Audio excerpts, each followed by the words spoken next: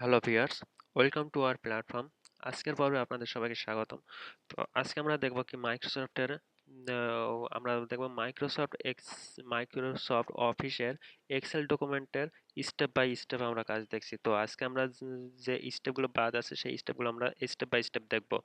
যে টুলসগুলো আমাদের কাজ বাদ আছে সেই টুলসের স্টেপ বাই স্টেপ আমরা কাজগুলো দেখে শেষ করব। তো আজকে আমরা দেখব টাইটেল মেনু বারের যে আমরা সেভ মেনু বার কাজ করতেছিলাম, সেভটা নিয়ে কাজ করতেছিলাম, দেখাচ্ছিলাম যে এই যে এটি ক্যালকুলেটরের মতো আইকন দেখা যাচ্ছে বা বইয়ের মতো যেটা বলি না কেন, এই আইকনে আমরা যদি ক্লিক করি তাহলে একটি নতুন উইন্ডো আসবে।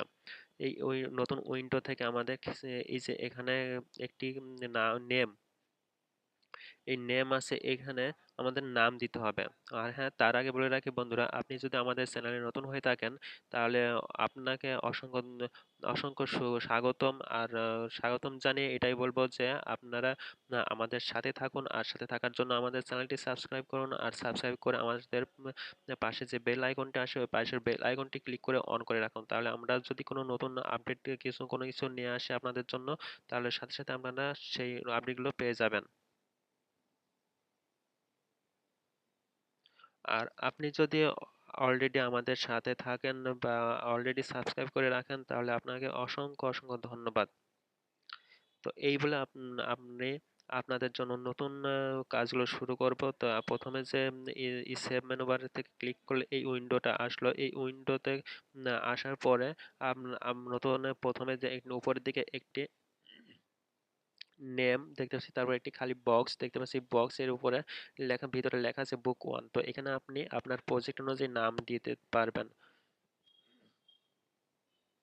তো আপনি এই এক্সেল শিটটা কি কাজে ব্যবহার করতে চাচ্ছেন সেই কাজের নাম এখানে দিতে পারবেন। তো তারপরে আছে আমাদের এই যে ফাইল ফরম্যাট নিচের দিকে,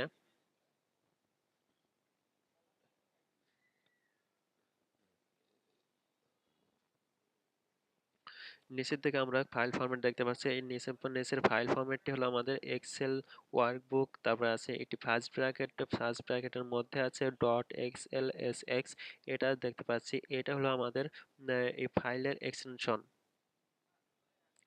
আমরা যে ফাইলের ফার্স্ট ব্র্যাকেটের মধ্যে ডট এক্সএল এক্স এক্স দেখতে পাচ্ছি, এটা হলো ফাইলের এক্সটেনশন। এটা এই কোনো ফাইলে যদি এই এক্সটেনশনটা থাকে তাহলে সেটা মনে করবেন সেটা হলো আমাদের এক্সেল ডকুমেন্ট, মাইক্রোসফট অফিসের এক্সেল ডকুমেন্ট।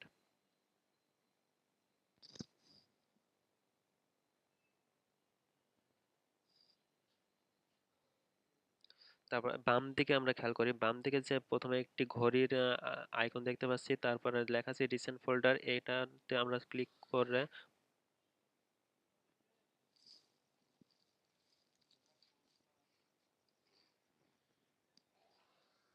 তো রিসেন্ট ফোল্ডার এখানে ক্লিক করলে আমাদের যে সকল ফোল্ডার আমরা রিসেন্ট ইউজ করে রাখছি সেই রিসেন্ট ফোল্ডারগুলো আমরা এখানে দেখতে পারবো। তো এর পূর্ববর্তী কোনো আমরা ফোল্ডার ব্যবহার করি নাই, তাই এখানে ব্ল্যাঙ্ক দেখাচ্ছে বা ফাঁকা দেখাচ্ছে।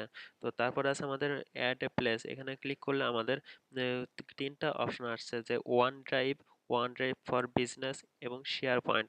আমরা ওয়ান ড্রাইভ এখানে মাধ্যমে, এই ওয়ান ড্রাইভের মাধ্যমে আমরা মাইক্রোসফটের একটি প্রোডাক্ট আছে ওয়ান ড্রাইভ। তো এই ওয়ান ড্রাইভে যদি আমরা ক্লিক করে থাকি তাহলে আমরা আমাদের ওয়ান ড্রাইভে যে ফাইল রাখা যায় সেই ওয়ান ড্রাইভ ফাইলে নিয়ে যাবে। তো এটার জন্য আমাদের নেট কানেকশন থাকা লাগবে। তো নেট কানেকশন শুধু থাকলে হবে না, এখানে ওয়ান ড্রাইভ যে সাইট আছে, ওয়ান ড্রাইভে আমাদের একটি অ্যাকাউন্টও থাকা লাগবে। যদি আপনাদের কোনো অ্যাকাউন্ট না থাকে তাহলে ক্রিয়েট করে নিতে পারবেন। তারপর আছে ওয়ান ড্রাইভ ফর বিজনেস, এটাও ঠিক সেম। এটা জাস্ট পার্সোনাল ভাবে ব্যবহার করার জন্য বলতেছে। আর এটা just one drive for business, এটা জাস্ট বিজনেস ক্যাটাগরির ব্যবহার করার জন্য বলতেছে। তো আপনি যে কোনো একটা ব্যবহার করলে করতে পারবেন, তো অথবা দুইটাও ব্যবহার করতে পারবেন, কিন্তু দুইটার ব্যবহার করার জন্য আমরা একটি ফাইল ব্যবহার না করাই ভালো, দুইটা ব্যবহার না করাই ভালো, যে কোনো একটি ব্যবহার করাই ভালো। তারপর আছে আমাদের শেয়ার পয়েন্ট।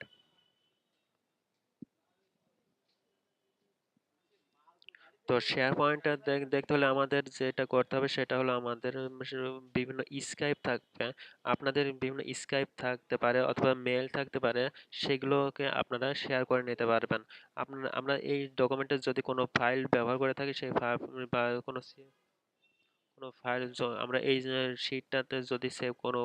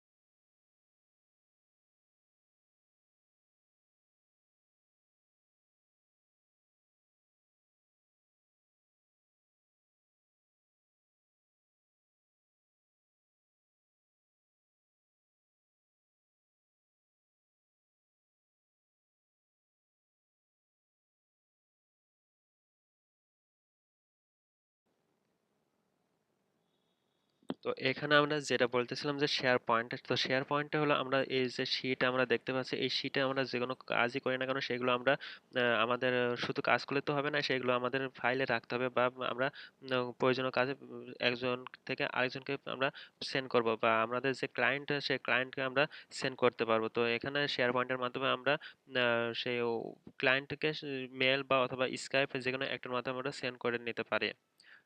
তো তারপর আছে অন মাই ম্যাক, তার মানে এটার মাধ্যমে আমরা আমাদের এই যে ডিভাইস আছে, আমাদের যে সফটওয়্যার, সরি আমাদের পিসিতে যে হার্ড ডিস্ক আছে, হার্ড ডিস্ক আমরা সেভ করে রাখতে হলে আমাদের অন মাই ম্যাক এটা ব্যবহার করতে পারবো।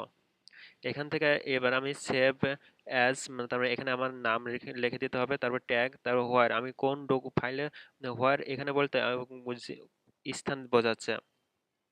তার মানে আমার এই হার্ড ডিস্কের কোন ফোল্ডারে বা কোন ফাইলে আমি এর সেভ করে রাখতে চাই এই পুরো এক্সেল শিটটা, সেই লোকেশনটা এখান থেকে আমি দেখাই দিতে পারবো। তো আর ফাইল ফরম্যাট এটা তো আমি বললাম যে এক্সেল ওয়ার্কবুক, মানে এই এক্সটেনশনটা রাখাই লাগবে, ডট এক্সএল এস এক্স, এই এক্সটেনশনটা যে কোনো ফাইলের লাস্টে যদি দেখতে দেখতে পান সেটা মনে করবেন আমাদের সেটা হলো এক্সেল শিট। তো এভাবে আপনারা সেভ করে নিতে পারবেন। তো তারপরে আছে আমাদের যে একটি তীর চিহ্ন, এটাকে লেফট তীর চিহ্ন দেখতে পাচ্ছি, মানে বাম দিকে একটু ঘোরানো, এটাকে বলা হয় আন্ডো।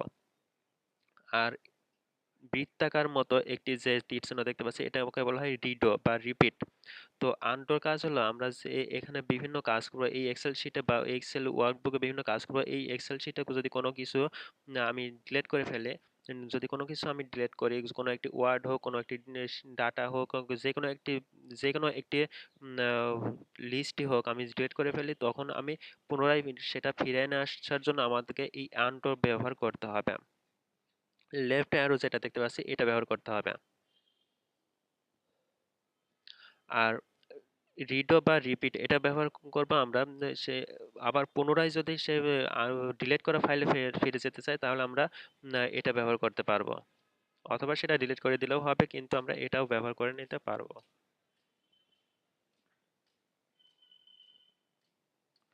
তো আজকে আমাদের এই ছিল আমাদের টাইটেল মেনু বারের বিভিন্ন টুলস নাম এবং পরিচিতি। তো আশা করি আপনারা সবাইকে ভালো মতো বুঝতে পারছেন। আর যদি কোনো সমস্যা হয়ে থাকে তাহলে আমাদের ভিডিওর নিচে ডেসক্রিপশন আছে, সরি, আমাদের ভিডিওর নিচে কমেন্ট বক্স আছে, সেই কমেন্ট বক্সে আপনারা সমস্যাটি তুলে ধরবেন। আর সেখান থেকে আশা করব আমরা যথাসাধ্য চেষ্টা করব সমাধান করার। আর ভিডিওটি যদি ভালো লাগে তাহলে আমাদের সাথে থাকবেন, আর সাথে থাকার জন্য আমাদের চ্যানেলটি সাবস্ক্রাইব করে রাখবেন। তো সেই পর্যন্ত সবাই সুস্থ থাকুন, ভালো থাকুন। সবাইকে ধন্যবাদ।